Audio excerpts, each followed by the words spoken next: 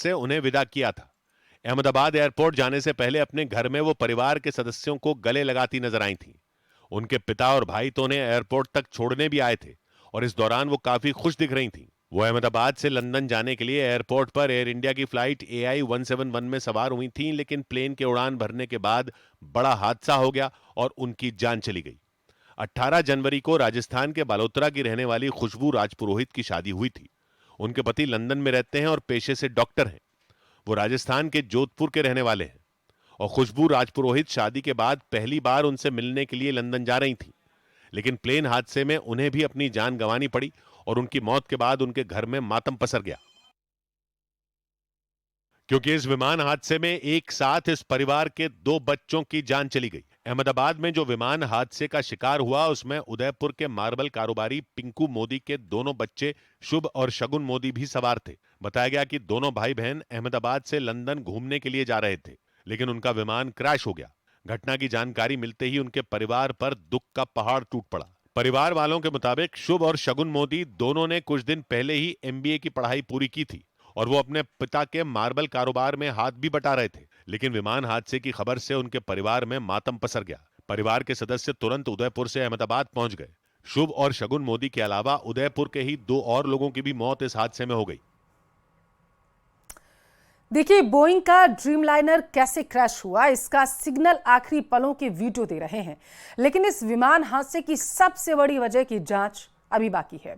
इस air crash को लेकर किन बड़ी बातों ने एयर इंडिया से लेकर बोइंग तक सबको हैरान कर दिया, क्योंकि जो सबसे भरोसेमंद विमान माना जाता था उसने बहुत बड़ा इस बार धोखा दे दिया है।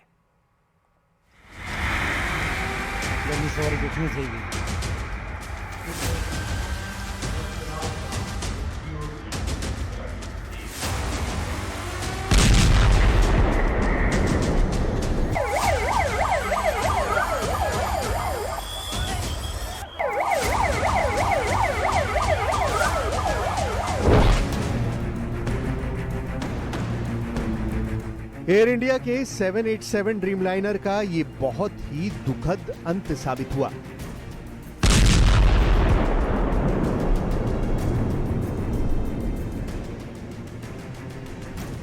ड्रीमलाइनर एक बहुत बड़े ख्वाब में तब्दील हो गया। टेक ऑफ के दौरान ये अंजाम आखिर क्यों और कैसे हुआ? विमान को उड़ाने यानी टेक ऑफ के दौरान हादसे की 5 बड़ी वजह क्या हो सकती हैं?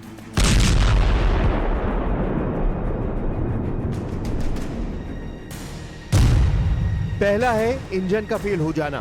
2.5 लाख किलो से भी ज्यादा भारी जहाज को आसमान में पहुंचाने के लिए इंजन को पूरा दम लगाना होता है। यही विमान के दोनों इंजन का इम्तिहान होता है। दूसरी वजह है पायलट एरर, यानी पायलट की गलती। यह बहुत ही गंभीर पॉइंट है, क्योंकि पायलट की मामूली सी चूक या गलत फैसला पूरे क्रैश की वजह बन जाती है। तीसरी बड़ी वजह है तकनीकी खराबी। लैंडिंग गियर यानी पहियों में खराबी। हाइड्रोलिक्स यानी विमान को उड़ाने वाला वो सिस्टम जिससे विंग कंट्रोल होते हैं। दिशा देने वाला वर्टिकल रडर कंट्रोल किया जाता है। चौथी बड़ी वजह है खराब मौसम, क्योंकि हवा की दिशा और रफ्तार उड़ते विमान का संतुलन बिगाड़ सकती है और ये क्रैश की वजह बन सकती है।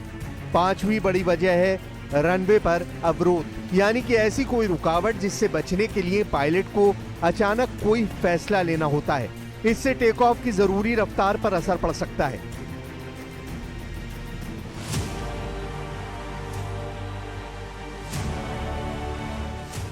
अहमदाबाद में जो हुआ वो पूरी दुनिया ने देखा। साफ नजर आ रहा है कि विमान अचानक नीचे आने लगा और टेक ऑफ के बाद जिस ऊंचाई पर उसे पहुंचना चाहिए था वो उसके उलट लैंड होता नजर आया। यानी टेक ऑफ करते ही विमान की ताकत अचानक घट गई।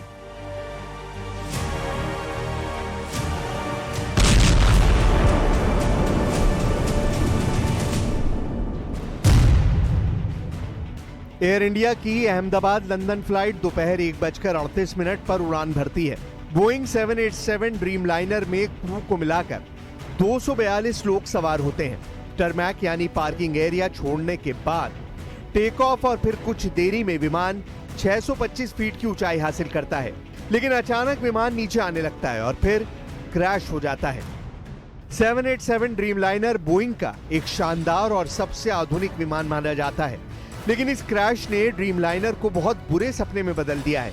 विमानों की दुनिया में टेक ऑफ और लैंडिंग का वक्त सबसे खतरनाक दौर माना जाता है। यानी जब विमान उड़ान भरता है और जब रनवे पर उतरने लगता है, तब फ्लाइट का सबसे नाजुक वक्त होता है। लेकिन इसमें भी टेक ऑफ के दौरान सबसे ज्यादा सावधानी की जरूरत होती है। दुनिया भर में होने वाले विमान हादसों में 35% क्रैश टेक ऑफ के फौरन बाद होते हैं। इस दौरान विमान एक ऊंचाई पर पहुंचने की कोशिश कर रहा होता है। विमान का इंजन और उसकी पूरी मशीन इसी दौरान सबसे ज्यादा काम कर रही होती है, लिहाजा पायलट को सूझबूझ भी इसी दौरान सबसे ज्यादा दिखानी पड़ती है। अब सवाल है कि क्या इस हादसे में पायलट से कोई गलती हुई? क्या उनके सामने कुछ ऐसी चुनौती आ गई जिसकी वजह से वो हालात संभाल नहीं पाए और विमान आउट ऑफ कंट्रोल हो गया?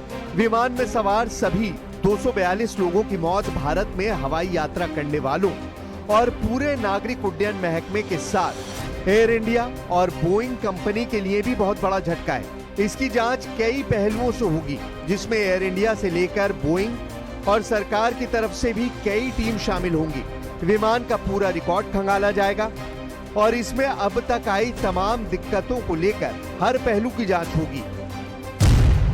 एयर इंडिया की फ्लाइट AI-171 को उड़ाने वाले कैप्टन सुमित सबरवाल को 8,200 घंटों की उड़ान का अनुभव था।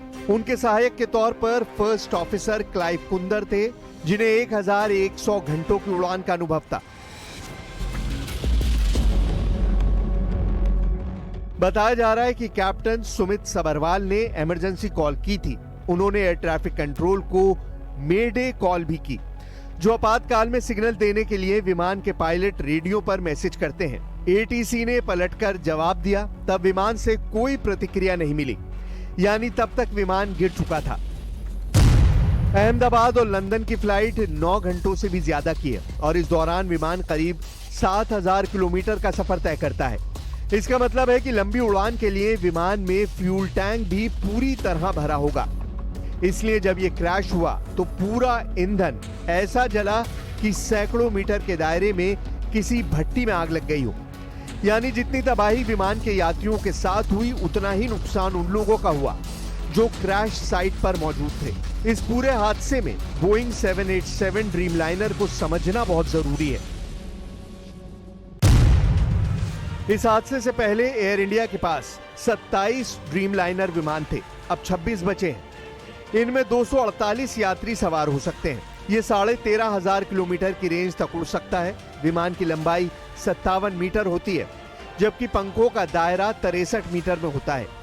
इस विमान में अमेरिकी कंपनी जनरल इलेक्ट्रिक का GEnx 1B इंजन लगा होता है और ब्रिटेन की रोल्स रॉयस का ट्रेंट 1000 इंजन भी इस्तेमाल होता है। 787 ड्रीमलाइनर 1,100 किलोमीटर प्रति घंटे की रफ्तार तक जा सकता है, जबकि क्रूजिंग यानी लगातार बनाए रखे जाने वाली रफ्तार 900 किलोमीटर प्रति घंटा है। अब तक ऐसे 1,179 विमान बनाए जा चुके हैं और 900 से ज्यादा ऑर्डर बोइंग के पास हैं।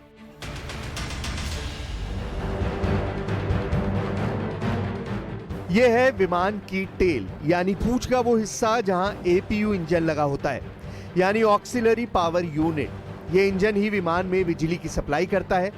इसी के जरिए विमान के मुख्य इंजन को भी चालू किया जाता है।